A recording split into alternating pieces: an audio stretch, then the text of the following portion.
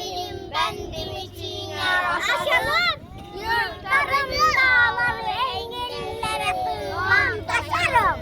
Karnımda farkını sarmış da çelik zırhlı duvar. Benim imandolu göğsüm gibi de rahat bir var. Ulusun korkma, nasıl böyle bir iman var? Medeniyet dediğin tek kişi kalmış canavar. Arkadaş, yurdumu harcaklara uğratma. Sakın dinlemeyin sözleri dostumla yansınca akın.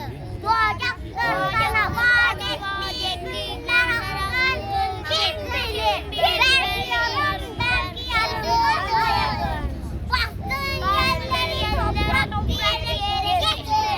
Tanı, düşün altındaki binlerce kefensiz yatır.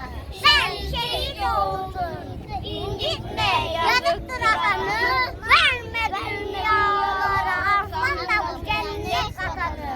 Kim bu cennet vatanının uğruna olmaz mı feda?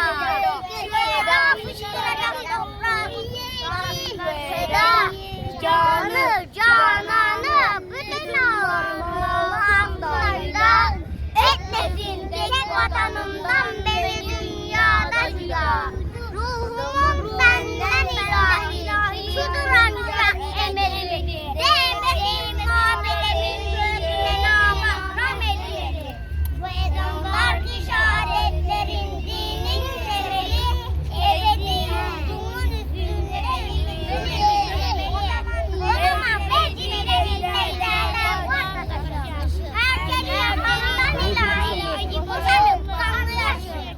Fışkırır ruhi mücadele gibi yerden daşım.